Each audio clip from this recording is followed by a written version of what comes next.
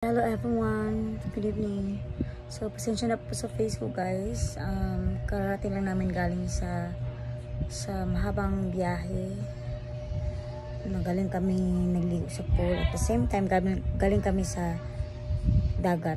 So for today's update, if you can still remember guys, last video ko is meron akong polyhydramnios, yung maraming tubig sa sinapupunan, in which accordingly yung sobra is hindi maganda at saka yung kulang naman hindi din maganda.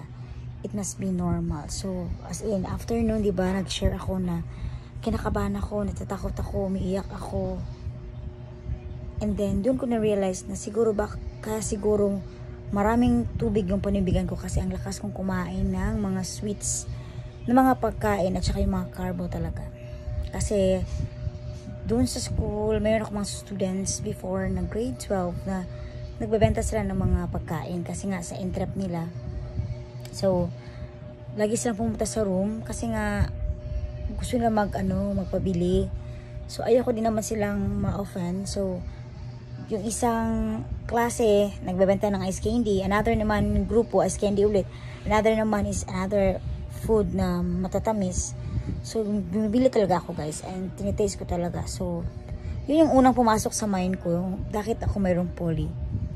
Okay? So, yun talaga yung mind ko. Kasi, binasa ko rin and nag-research ako sa Google, sa YouTube, sa mga possible reasons bakit ganun. And then, yun nga po, nakikita ko na one of the reasons is yung mother mayroong gestational diabetes. So, hindi naman ako nagpa-check sa blood ko kasi nga nung previous na mga check-ups ko, normal man lahat, pati yung So hindi guys, ang ginawa ko guys is na-control ako ng pagkain ng mga sweets, yung rice ko lessen, yung mga paintay ko na ng mga fruits, ng mga sweets ay lessen din. Though kumakain naman ako guys, pero lessen. And then doon ko din na nakikita yung yung pag-spike ng sugar na when siya dapat kumain ng ganito ganyan. So, yun guys. So, kaya nung last check-up ko po, nung last Saturday, just this month, I am very grateful to the Lord kasi po, normal po talaga siya. Normal. So, sabi nga ng OB ko, sabi ko, Dok, yung pagbasa ko ba nung nakaraan ko na ultrasound, nakalagay rin is poly. Kala mo, Dok, kinakabahan ako nun, Dok. Sabi niya nga, oo nga, Joy, ang pumapasok sa mind ko is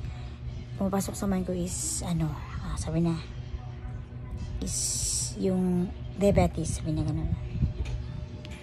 Kaya nga sabi ko, Dok, ang lakas ko kasi kumain ng Dok, pero wala kaming lain na diabetes, sabi ko. So kaya Dok, na-control talaga ako, Dok, sabi ko sa kanya. Kasi sabi niya less rice daw ako, less carbo.